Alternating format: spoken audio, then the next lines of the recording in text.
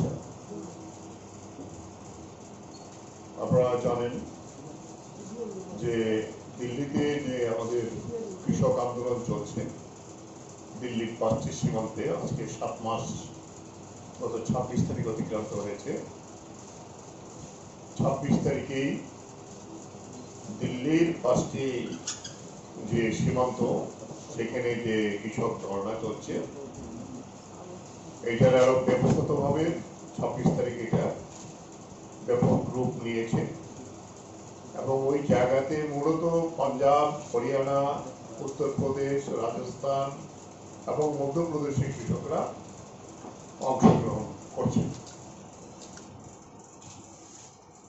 এবং ওইখানে সংযুক্ত কিষাণ মোর্চার একটা আহ্বান ছিল যে এই 7 মাসে যে আন্দোলন করলো, এই আন্দোলনকে আরো বেগবান করার জন্য কেন্দ্রীয় সরকারকে এই আইন তুলে নিতে, 3টি কৃষি আইন তুলে নিতে বাধ্য করার জন্য 26শে জুন গোটা দেশে সরকার যেহেতু আমাদের কথা শুনছে না, তাই ভারতবর্ষের রাষ্ট্রপতির কাছে একটি মেমোরান্ডাম সারা দেশে একসাথে পাঠানো হবে এবং এই মেমোরান্ডামের কপি প্রত্যেক রাজ্যের রাজ্যপালের, মহামান্য রাজ্যপালের মারফতে রাষ্ট্রপতির কাছে আমরা দেবো এবং দিল্লিতে আমাদের কেন্দ্রীয় নেতৃত্ব তারা এটা পাঠাবে। তারই অঙ্গ হিসাবে আমরা আমাদের রাজ্যে এই কোভিড অতিমারি তাকে মাথায় রেখে আমরা রাজভবন অভিযানের ডাক দিয়েছিলাম আগরতলায়। তাতে আপনারা অংশগ্রহণ করেছেন, আপনারা অনেকেই এই প্রোগ্রাম কভার করেছেন। পুলিশ আমাদেরকে সহযোগিতা করতে বলেছিল, তাই আমরা মিছিল স্থগিত রেখেছি। আমরা আমাদের আটকে দেওয়া হয়েছিল পূর্ব রাজভবনের আগেই, সেখানে আমরা 2 ঘন্টা বিক্ষোভ ধর্ণা আমরা সংগঠিত করেছিলাম এবং সেই ধর্ণার কর্মসূচি আপনারা অনেকেই তাতে অংশগ্রহণ করেছেন, এটা কাভার্ড হয়েছে। আমরা সেই দিনেই গভর্নরের কাছে টাইম চেয়েছিলাম, আমাদের রাজ্যের গভর্নরের কাছে মহামান্য, তিনি তার অফিস থেকে, ওনার অফিস থেকে দিন জানিয়েছিল যে ওই দিন এবং তার পরের দিন সরকারি ছুটি থাকাতে ওনার অফিস বন্ধ থাকবেন। সুতরাং আমরা যদি 28 তারিখে আসি তাহলে সুবিধা হয়। এবং স্বাভাবিক কারণে আমরা রাজ্যপালের এই যে বিষয়টি আমরা মেনে নিয়েছিলাম সেই দিন, ওই দিন আমরা মিটিং করে শেষ করেছিলাম এবং আজকে আমরা 1টার সময় আমরা সেখানে যাই। 4 জনের প্রতিনিধি দল, তিনি যেহেতু কোভিড অতিমারি আছে, আমরা আরো বলেছিলাম যে প্রত্যেকটা অন্তত সংগঠন, আমাদের কৃষক সংগঠন যারা আছে আমাদের রাজ্যের প্রায় 12টি সংগঠন আমাদের রাজ্যে যারা আমরা যুক্ত আছি, গোটা দেশে 500-এরও শতাধিক সংগঠন এই কৃষক মোর্চাতে আছে। উনি 4 জনকে আমাদের অনুমতি দিয়েছিলেন, তাই আমরা সংযুক্ত মোর্চার পক্ষ থেকে আমি জিতেন চৌধুরী এবং আমাদের রাসবিহারী ঘোষ এবং মানিক পাল, এই 4 জন আমরা আজকে গিয়েছিলাম ওনার কাছে এই আমাদের মেমোরান্ডামের কপি তুলে দেই এবং অনুরোধ করি এইটা যাতে তিনি পাঠাবার ব্যবস্থা করেন। তিনি সঙ্গে সঙ্গে আমাদেরকে ওয়েল রিসিপশন করে বলেছেন যে আমি আজকেই পাঠাবার জন্য ব্যবস্থা করব এবং এই সম্পর্কে আমরা ওনার মতামত চেয়েছিলাম। উনি বলছেন এটা প্রেসিডেন্টের কাছে লেখা, এই আন্দোলন আমি দেখছি, আন্দোলন সমাপ্ত হোক, এটা আমরা সবাই চাই। আমি বলছি আপনার মূল অফিস থেকেও সেটা করা হোক। আমাদের যে মূল 2টি বিষয়, 3টি কৃষি আইন প্রত্যাহার করতে হবে সরকার প্রত্যাহার করতে রাজি হচ্ছে না। 11 বার বৈঠক হয়েছে, এখন আর সভা ডাকছেন না। কেন্দ্রীয় কৃষিমন্ত্রী মিথ্যা কথা বলছে যে আমরা কথা শুনছি না।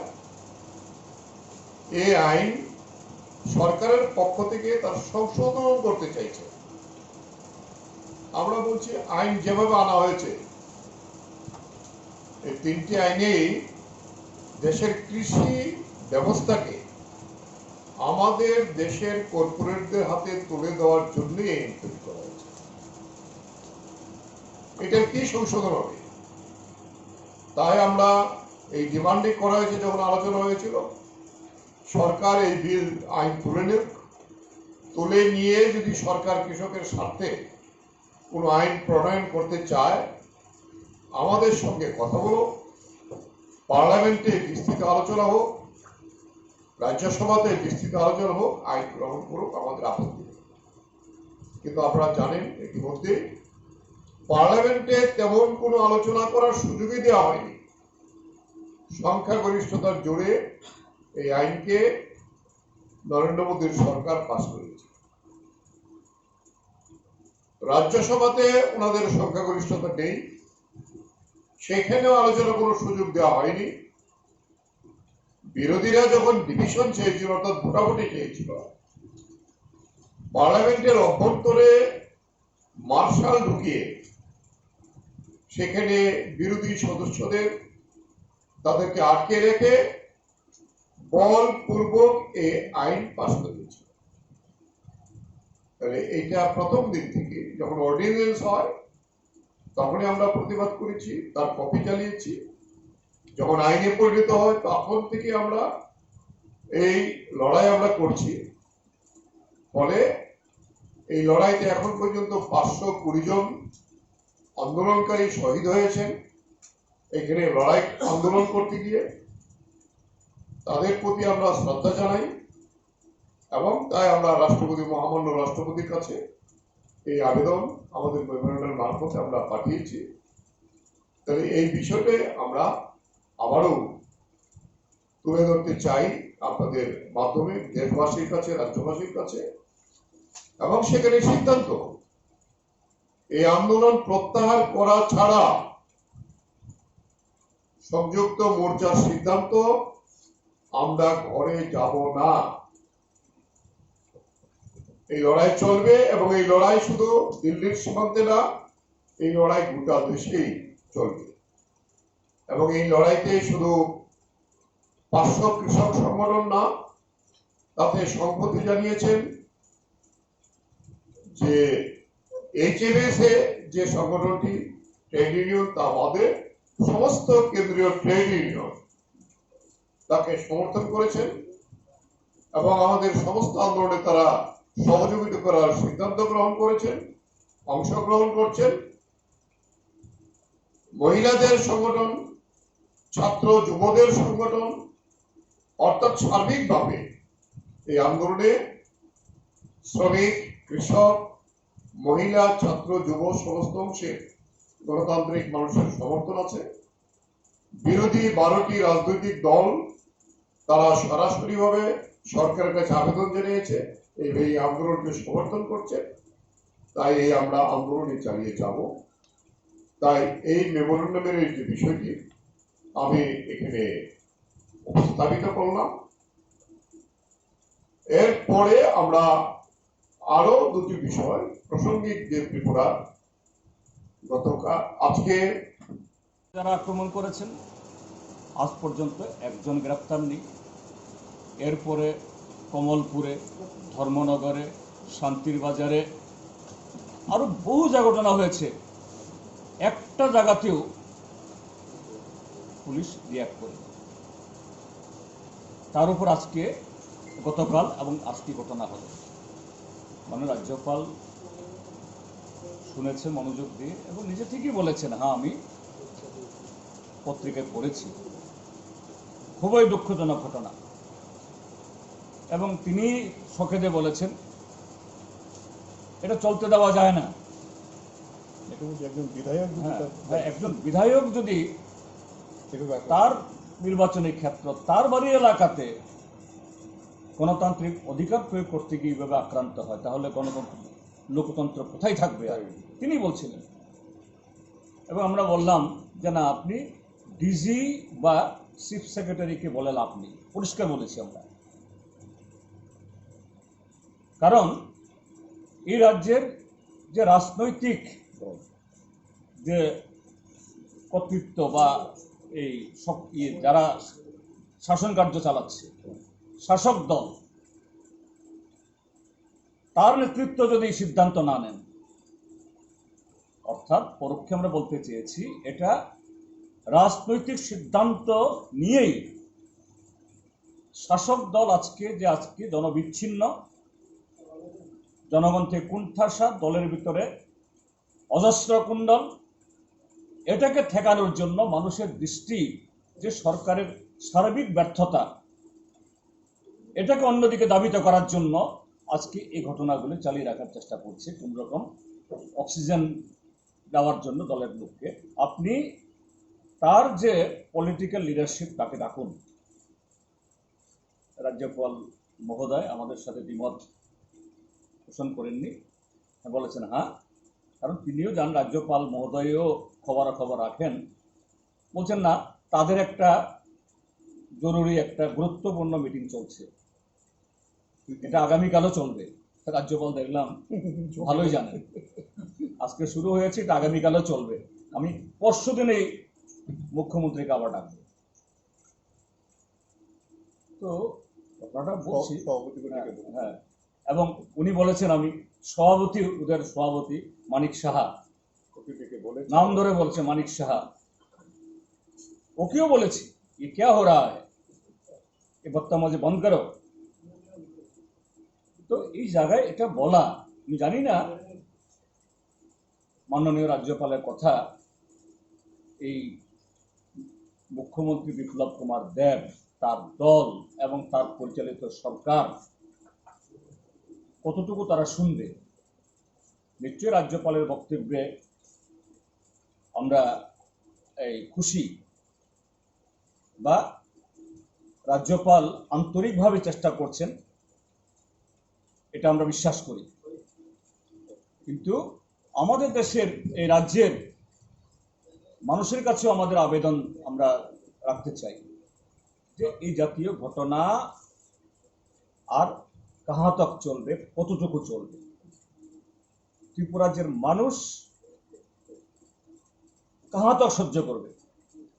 আজকে এই আক্রমণ শুধু সিপিআইএম দলের উপরে না, এই আক্রমণ আজকে সিপিআইএম এমনকি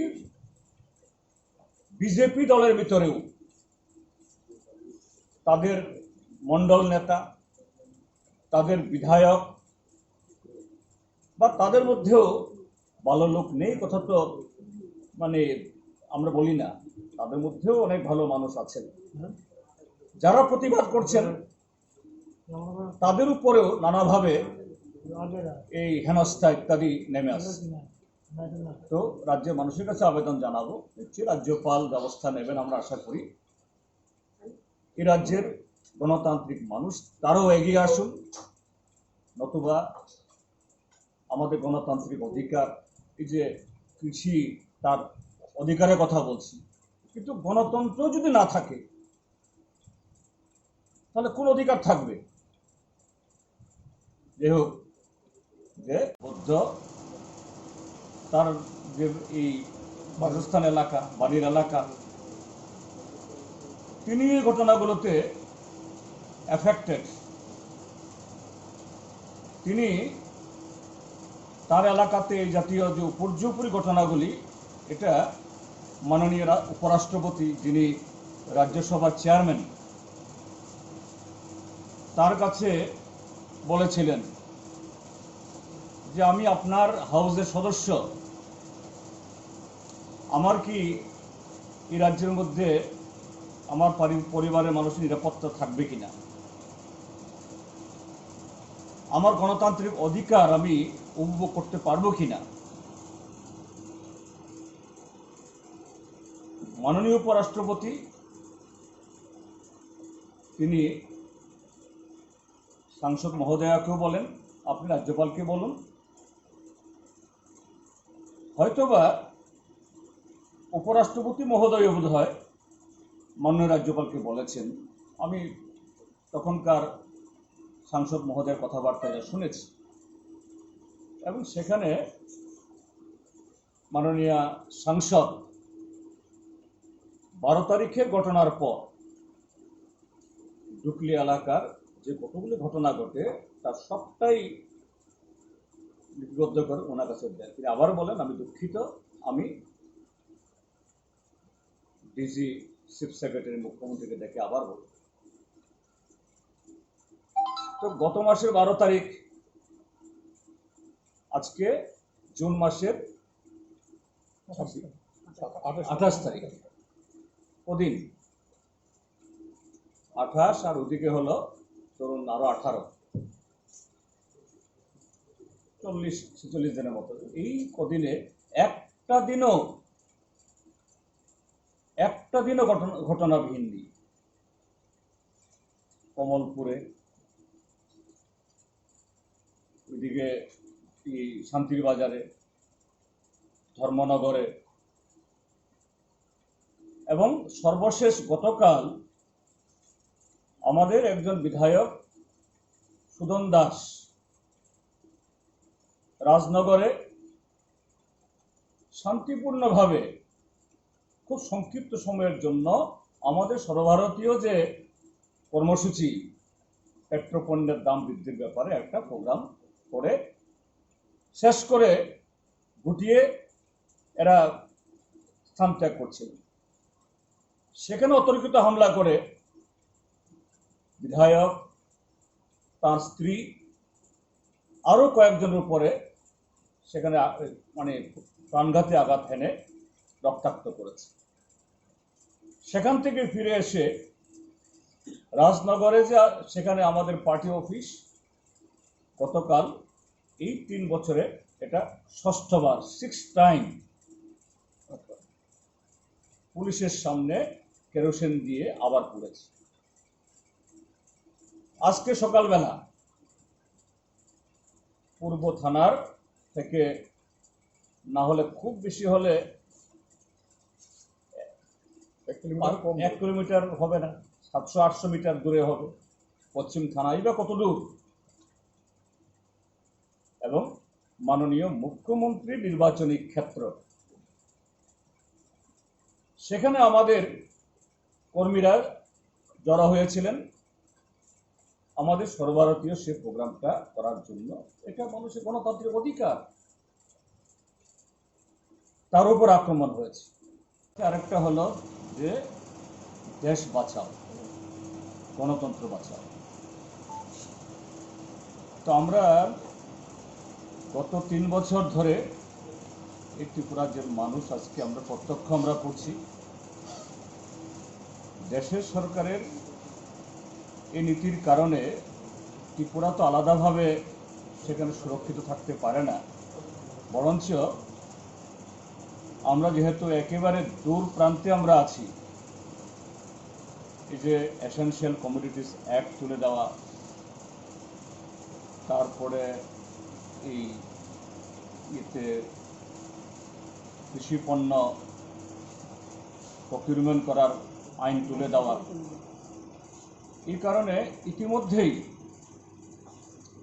যে দ্রব্যমূল্য বৃদ্ধি, সমস্ত ধরনের ডাল, তেল, দানা জাতীয় সমস্ত এই খাদ্যশস্য, এগুলো আমরা সবাই ভুক্তভোগী, এবং এটা নতুন করে বলার অপেক্ষা রাখে না। এই জায়গায় কৃষি এবং কৃষকদের বাঁচাতে গেলে পরে দেশে গণতন্ত্র এটাকে সমহিমায় আরো শক্তিশালীভাবে মানুষ এটা ভোগ করতে পারেন, তা জরুরি। আমাদের রাজ্যের মধ্যে গত 3 বছর ধরে মানুষের গণতান্ত্রিক অধিকার, সাংবিধানিক অধিকার ভুলুণ্ঠিত, আমরা এটা উল্লেখ করেছি। তো আজকে আমি প্রথমবার রাজ্যপালের কাছে গেছি। তো সেখানে গিয়ে আসলে ওনার নামটা আমার ঠিক জানা ছিল না আগে, আজকে কি ওনার সাথে পরিচয় হয়েছে। তিনি রাজ্যপাল হওয়ার আগে সুরাট লোকসভার সদস্য ছিলেন, আমি যে লোকসভার সদস্য এটাও পরিচয় হয়েছে। এই সুবাদে আমাদের আলোচনা আরেকটু বন্ধুত্বপূর্ণ হয়েছে। তাই বলেছি যে ত্রিপুরার যে আপনি যে এই কদিন এখানে রাজ্যপাল আছেন, ত্রিপুরার যে বর্তমান যে চেহারা দেখছেন, আপনার অনুভব কি? তিনি নিজে থেকেই বলছিলেন নির্বাচনের পর সব রাজ্যেই কম বেশি এরকম হিংসা, অর্থাৎ কিছু মানে বিভিন্ন দলের মধ্যে, বিজিত বা বিজয়ী দলের মধ্যে সেখানে এরকম টুকটাক মারামারি হয়, গন্ডগোল হয়। কিন্তু ত্রিপুরার যে আমি আশ্চর্যান্বিত হচ্ছি, আমি খুব দুঃখিত। এখানে যে ঘটনা ঘটছে এটা সম্পূর্ণভাবে যে কি বলে অস্বাভাবিক, এবং তাকে আমরা মনে করিয়ে দিই, গত মাসের 12 তারিখে আমাদের রাজ্যের মাননীয় বিরোধী দল নেতা প্রাক্তন মুখ্যমন্ত্রী তার উপর আক্রমণের পর সিপিআইএম এর ডেলিগেশন এসেছিল। আপনি বলেছিলেন যে আগামীকাল থেকে ত্রিপুরাজ্যে এই জাতীয় সন্ত্রাস হবে না, এটা বন্ধ হবে। আমি রাজ্যের মুখ্যমন্ত্রী, মুখ্য সচিব, ডিজিপিকে ডেকে বলবো। কিন্তু তার 24 ঘন্টার মধ্যেই এই আগরতলার উপকণ্ঠেই ডুকলি এলাকাতে সেখানে অনেকগুলো ঘটনা ঘটেছে। বা গত 26 তারিখ যে আমরা কর্মসূচি যেটা আমরা উদযাপন করেছি, সেটা হচ্ছে যে ভারতবর্ষের সংযুক্ত কিষাণ মোর্চার নেতৃত্বে যে চলমান কৃষক আন্দোলন, সেই কৃষক আন্দোলনের 7 মাস পূর্ণ হওয়া এবং পাশাপাশি জরুরি অবস্থা, ইন্দিরা গান্ধী জরুরি অবস্থা ঘোষণা করেছিলেন, তারও 46 বছর পূর্তি, এবং পাশাপাশি আরেকজন আমাদের এক সময়ের খুব প্রখ্যাত কৃষক নেতা স্বামী সহজানন্দ, ওনারও মৃত্যুবার্ষিকী। তো এই সব কিছু মিলিয়ে আমরা এই সময়টা সংযুক্ত কিষাণ মোর্চার পক্ষ থেকে সময়টাকে বেছে নেওয়া হয়। সেটাও আপনারা বিস্তৃত শুনলেন, কমরেডরা বললেন। বা ত্রিপুরাতে যে আজকে যে শুধু ধরুন একটা দল বা কিছু রাজনৈতিক কর্মী শুধু আক্রান্ত, বিষয়টা এরকম নয়। আক্রান্ত মানুষের গণতান্ত্রিক অধিকার, মানুষের যে মানবিক অধিকার, হিউম্যান রাইটস পর্যন্ত আজকে আক্রান্ত। একটু আমি এক বন্ধুর এখানে গেলাম, শুনলাম যে একজন লোক মারা গেছেন, তার মৃতদেহকে শ্মশানে নিয়ে যাওয়ার ক্ষেত্রে সেখানে পর্যন্ত বাধা আরোপ করা হয়েছে। 3000 টাকা ঘুষ চাওয়া হয়েছে ওনার মৃতদেহকে পোড়ানোর জন্য। আমাদের সদর আগরতলার ঘটনা। কোথায় পৌঁছেছি আমরা? কোথায় নিয়ে যাওয়া হচ্ছে আমাদের দেশকে এবং এই রাজ্যটাকে? এদের লক্ষ্য কি, উদ্দেশ্য কি? ওরা যদি মনে করে থাকে যে ত্রিপুরাতে একনায়কতন্ত্র তারা কায়েম করে ফেলেছে, তাহলে কিন্তু তারা ভুল ভাবছে। আমাদের দেশের যে প্রচলিত যে রাজনৈতিক বা প্রশাসনিক যে ব্যবস্থা আছে, কেউ 100 বর্ষের জন্য এখানে ক্ষমতায় আসতে পারে না, ক্ষমতায় থাকতে পারে না, টিকে থাকতে পারে না। তার পরিবর্তন অনিবার্য, পরিবর্তন অনিবার্য। কিন্তু যদি এটার পরিবর্তন ঘটে আগামী দিন, তারা যদি ক্ষমতাচ্যুত হয়, এই আজকের যে ঘটনাগুলি যেটা ঘটছে, এটার যদি পরিণতি কি ঘটতে পারে আগামী দিন? এগুলাকে কি মানুষকে কি আটকানো যাবে? এর ফলটা কি ওরা ভোগ করবে না? এরা কি একবারও তারা ভাবছে না বিষয়গুলো? যারা এসব করছে এসব সন্ত্রাস, এই সমস্ত হামলা হুজ্জতি, এই সমস্ত নোংরামি যারা সংগঠিত করছে, ওদের নেতারা কি এই সমস্ত উপলব্ধি করতে পারছে না? এটাকে সঠিক শিক্ষা বা সঠিক দিশা ওরা দিচ্ছে না? আমার মনে হচ্ছে যে না, ওরা এই প্রশ্ন কোনো স্পষ্টতা এদের নেই। তো এই বিষয়ে ধরুন, আমি একটু ত্রিপুরার একটা বিশেষ বিষয়ে আমি একটু বলতে চাই। আপনারা প্রথমেই কমরেড পবিত্রকর এবং জিতেনবাবু বলেছেন, আমরা যে সর্বভারতীয় কিষাণ মোর্চা দিল্লিতে যে অবস্থান করছে 2টা কৃষি আইন বাতিল করার জন্য 3 ট্রিপে, সেটা 7 মাস চলছে। ভারত সরকার সেইখানে কৃষকের দাবির প্রতি তাদের কোনো রকমের নরম মনোভাব, এটা দুর্ভাগ্যজনক। ভারতে 80% লোক কৃষির সাথে জড়িত, কৃষি নির্ভরশীল। আজকে কৃষিকে না বাঁচাতে পারলে, কৃষককে না বাঁচাতে পারলে ভারতবর্ষে কৃষিতে অর্থনীতি শক্তিশালী হবে। এই সরকারটা আমাদের কৃষি ব্যবস্থার সমস্ত কিছু কর্পোরেট হাউসের কাছে তুলে দিতে চায়। আমরা তার দৃঢ় প্রতিবাদ করি। তারই অঙ্গ হিসাবে আমরা গত 26 তারিখ রাজভবন অভিযান করার জন্য আমরা সিদ্ধান্ত নিয়েছিলাম। সেটা কমরেড পবিত্রবাবু বলেছেন, সেদিন আমাদের অনুমতি দেওয়া হয়নি। সেখানে আমরা মিটিং করে রাস্তায় আমাদের বক্তব্যটা বলেছিলাম।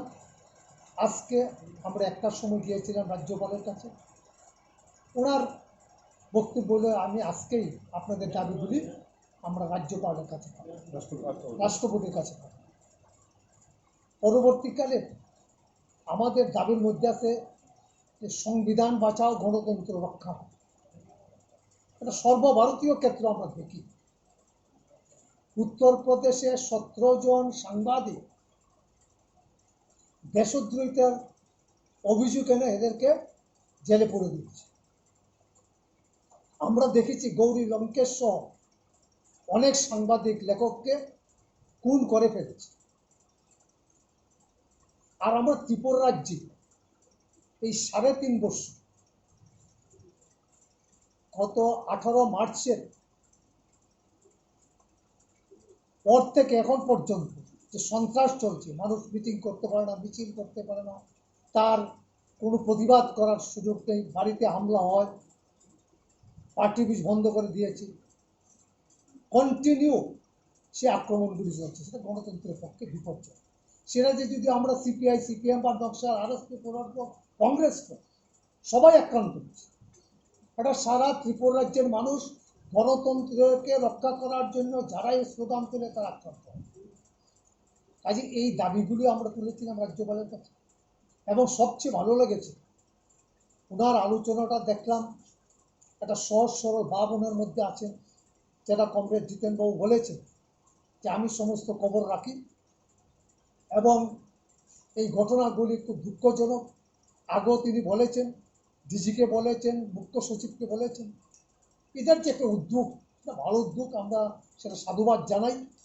এবং আজকে যে আমরা কথাগুলি বলেছি, উনি বলেছেন যে আগামী দিন কমরেড জিতেনবাবু বলেছেন যে ডিজি বা মুখ্য সচিব বলে লাভ নেই, সেটা মুখ্যমন্ত্রীকে বলুন। এখন তিনি বলেছেন যে 3 দিন পরে আমি মুখ্যমন্ত্রীকে ডেকে আমি আপনাদের বক্তব্যগুলি এবং ত্রিপুরা রাজ্যের যে সামগ্রিক পরিস্থিতি আমি সেটা মুখ্যমন্ত্রীকে বলব। আমরা তার জন্য রাজ্যপালকে ধন্যবাদ জানাই। আমাদের আরএফএল এর ত্রিপুরার একমাত্র শোরুম বেস্ট বাই। বেস্ট বাইয়ে আপনারা পাচ্ছেন নিত্য নতুন আধুনিক ঘর সাজানোর উপযোগী বিভিন্ন regal furniture, RFL plastics, Italiano melamine, RFL gas stove, RFL toys, RFL bedding item comfy এবং আরএফএল স্যানিটারি আইটেমের বিভিন্ন সামগ্রী। আমাদের ঠিকানা রোনালসি road, near Joynagar bus stand, Agartala, Tripura. আমাদের ফোন নম্বর 9774185672।